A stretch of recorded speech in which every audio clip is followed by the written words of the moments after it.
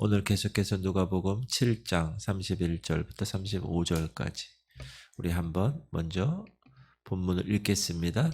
또 이르시되 이 세대의 사람을 무엇으로 비유할까? 무엇과 같은가? 비유하건대 아이들이 장터에 앉아 서로 불러 이르되 우리가 너희를 향하여 피리를 불어도 너희가 춤추지 않고 우리가 곡하여도 너희가 울지 아니하였다 함과 같도다. 세례 요한이 와서 떡도 먹지 아니하며 포도주도 마시지 아니하매 너희 말이 귀신이 들렀다 하더니 인자는 와서 먹고 마시매 너희 말이 보라 먹기를 탐하고 포도주를 즐기는 사람이요 세리와 죄인의 친구로다 하니 지혜는 자기의 모든 자녀로 인하여 옳다함을 얻느니라. 아멘.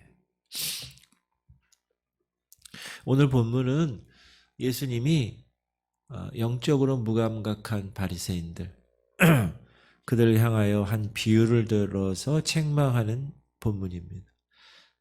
예수님의 이 책망은 또한 오늘날 영적으로 무감각한 이 시대에 살고 있는 사람들에게도 경고의 말씀으로 우리에게 말씀하고 계십니다.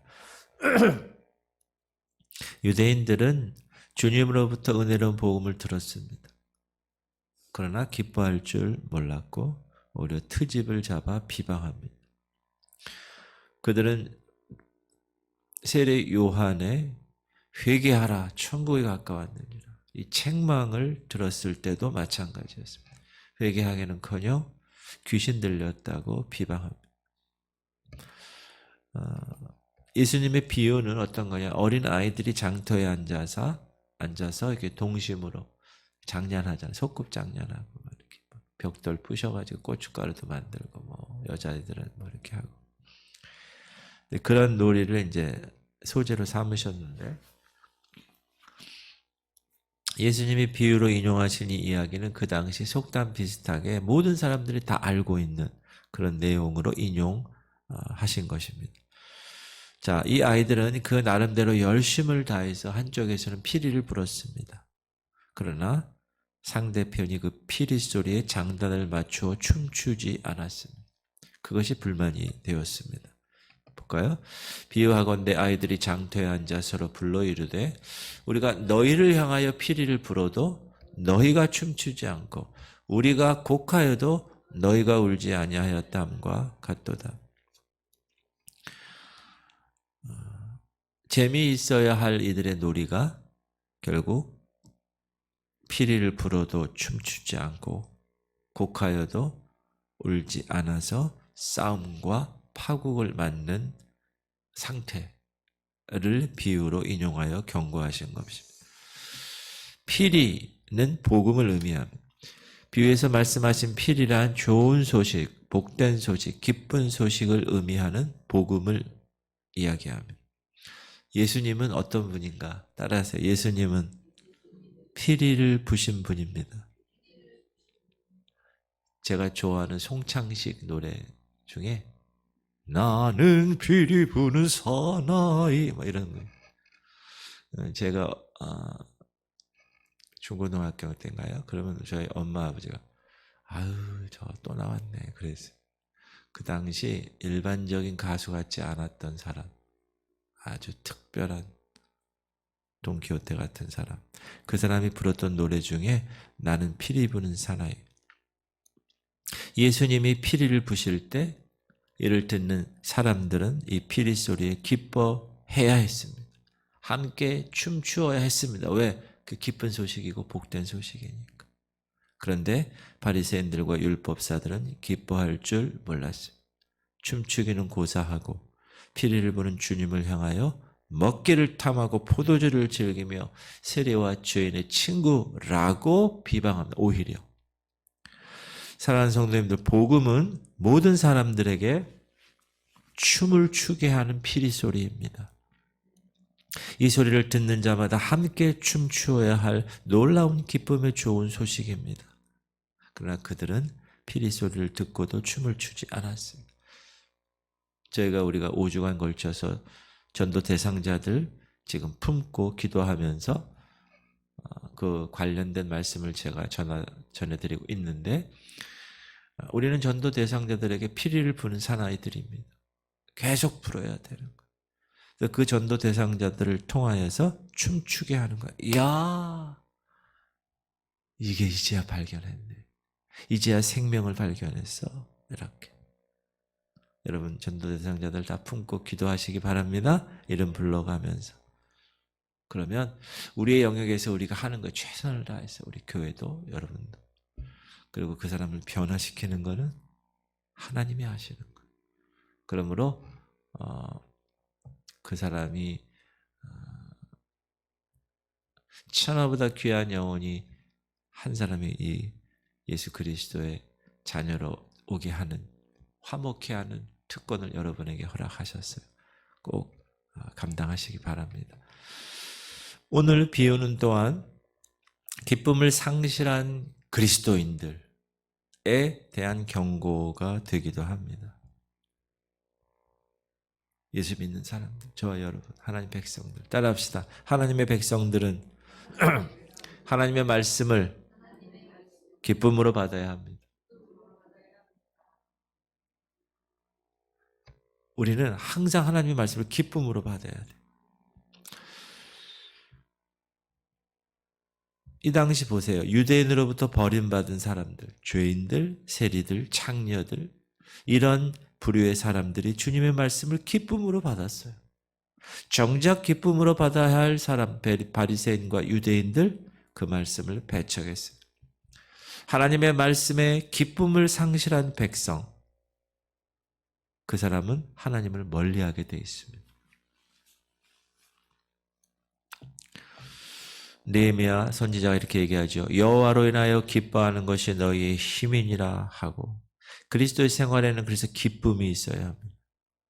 왜 그리스도 생활에서 기쁨이 있어야 되죠? 따라합시다. 늘 피리 소리를 들으며 살아가고 있기 때문에 그렇습니다. 여러분 기쁘세요?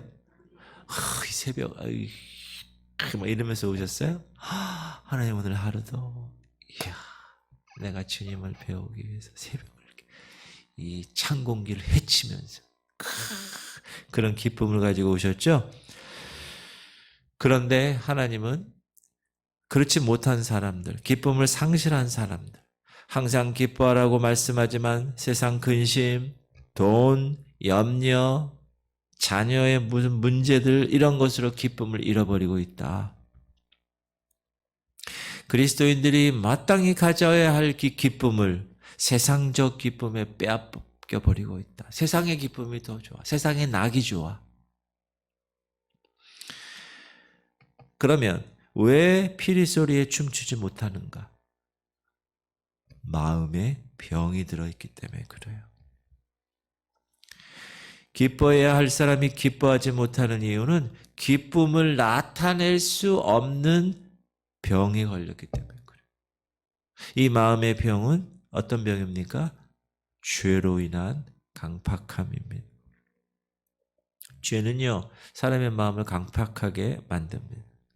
그리고 하나님과 나와의 관계를 막습니다. 그리스도인들이 반드시 누려야 할, 마땅히 누려야 할 기쁨을 빼앗아갑니다. 그러므로 여러분 심령의 병이 들면 안 돼요. 이 마음에, 영적의 마음에 들면 병이 들면 안 됩니다. 항상 건강해야 돼요. 이 화초도 키워보면 건강한 화초가 막 잘 자라듯이, 그렇죠? 건강해야 돼요. 그게 피리소리에 춤추지 못하는 이유예요. 마음의 병이 드는 거예요. 두 번째로 피리소리에 춤추지 못하는 이유는 돈에 미혹되었기 때문에, 돈에. 이것도 마음에 관계되는 거지만 부하려 하기 때문에. 부하려 하는 자들은 시험과 올무와 여러 가지 어리석고 해로운 정욕에 떨어진다. 시작. 부하려 하는 자들은 시험과 올무와 여러 가지 어리석고 해로운 욕심에 떨어지나니 곧 사람으로 파멸과 멸망에 빠지게 하는 것이라. 돈을 사랑함이 일만하게 뿌리가 되나니 이것을 탐내는 자들은 미혹을 받아 믿음에서 떠나 많은 근심으로써 자기를 찔렀도다. 기뻐할 수가 없는 거예요. 돈을 사랑하는 자. 여러분 돈 사랑하지 마세요. 돈은 그냥 daily bread, 일용할 양식, 주님이 주신 대로 먹고 사는 거예요. 그냥 주님이 허락하면 그냥 먹고 사는 거죠. 돈을 사랑하며 일만하게 뿌리가 됩니다. 탐심, 우상숭배, 나중엔 근심하게 됩니다. 자기를 찔릅니다. 그리고 애곡해도 울지 않아요. 피리부로도 춤추지 않고 애곡해도 울지 않는 세대, 예수님이 책망하셨습니다. 이 비유는 세례 요한의 회개의 경우를 의미하고 있습니다. 세례 요한이 요단 광야에서 어떻게 했어요? 회개의 외침을 했죠. 그리고 그 외침에 응답한 사람들은 그 강가, 요단강가에 세례를 줬어요. 이 회개의 외침은 애곡이었습니다. 그의 책망은 회개할 줄 모르는 유대인들에 대한 애곡의 외침이었습니다. 그래서 사람들은 그 애곡의 외침, 회개하라 천국이 가까웠느니라 이렇게 얘기했을 때 울어야 됐습니다. 광야에 외치는 자의 소리로 예언된 세례 요한의 등장은 유대인들에게 많은 관심이 되었습니다. 그러나 관심은 있었지만 그의 소리, 그 애곡 소리에 운 사람은 얼마 되지 않습니다. 그는 메시아를 영접해야 할 일에 대한 회개의 세례를 베풀었어요. 야, 너희들 그래야 메시아를 영접할 수 있어. 회개하라. 그러나 바리새인과 서기관들, 제사장들은 이들을 이 회개의 이 메시지를 비웃었습니다. 거부했습니다. 사랑하는 성도님들, 회개를 외칠 때 가슴을 칠 줄 알아야 합니다. 우리가 주일마다 우리 교회가 다 일어나서 설교 말씀처럼 일어나서 뭐 하죠?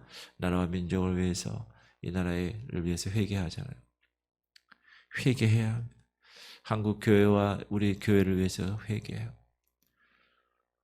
또 다음 세대를 위해서 기도하고 선교사와 선교지를 위해서 우리가 항상 기도하잖아요. 일어나서 손을 들고 주님 이렇게 회개하는 마음.